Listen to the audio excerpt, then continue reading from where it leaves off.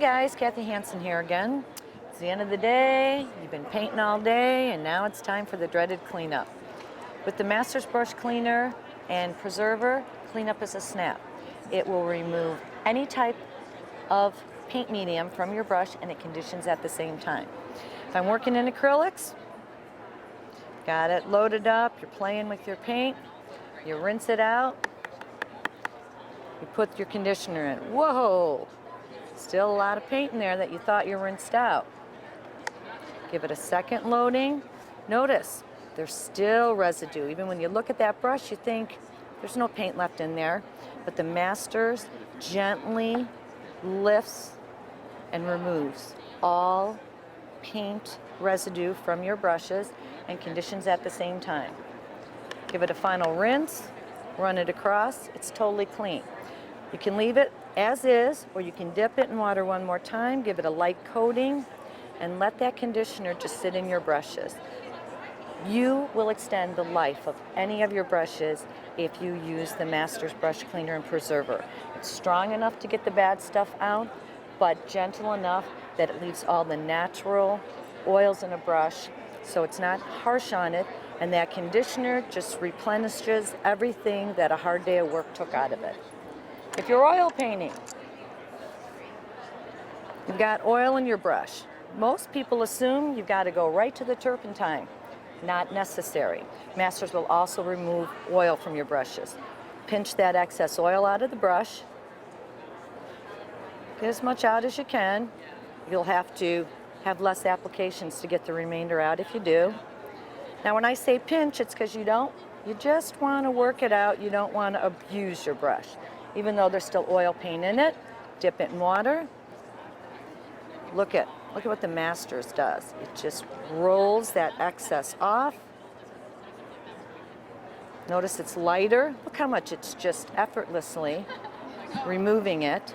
You'll also notice each time I go back in, the hairs are spreading out further because we've removed that oil so they have more life and spring to them.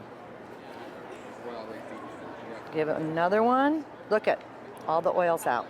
Now you can leave it with the final rinse and dry it, or again, a lot of oil painters really like to go back one more time, load it with a thin coat of the conditioner, form it, and lay it flat to let it dry. The reason you lay it flat and you don't hold it upright is there's moisture in the hairs and they will travel down your metal ferrule and the wood will then swell and expand and you're going to end up having a loose ferrule and all your hairs will start falling out. You doing just the motion there? Hang on one sec. Yeah, just do a motion of the shaping it and just kind of. Or you can even explain it again, just real quick. Okay. Yeah. Do I have to though? Or No, can you just, okay. not at all. So you want to take the time, put another light coating of the cleaner and preservative in it, shape it, and let it lie flat. Here's the watercolor brush that I was watercoloring in earlier today. Looks like it's totally clean. And this is a mistake a lot of watercolors use. They'll use a bar soap or just give it a good rinse, thinking because it's such a light paint, surely there's no residue in their brush, but they're wrong. Dip it again, load it in, wow.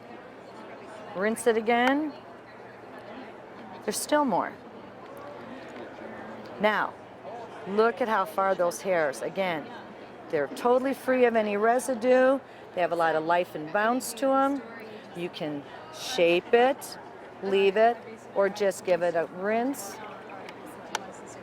in your rinse water, and it's ready to go for your next painting trip.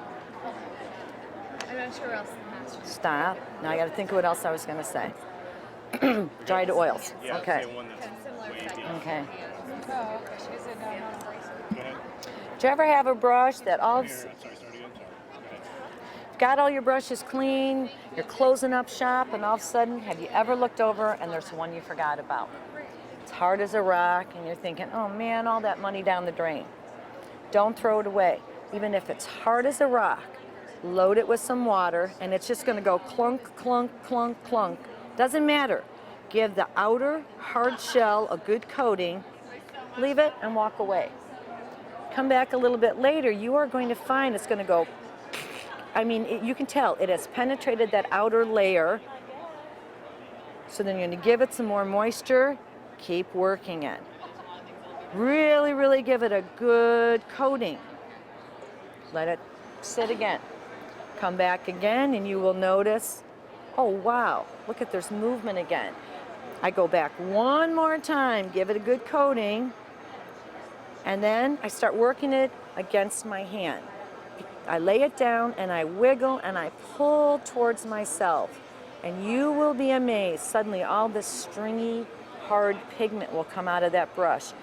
If you're patient and diligent, you can work any amount of dried out and have a full, lively brush at your disposal again.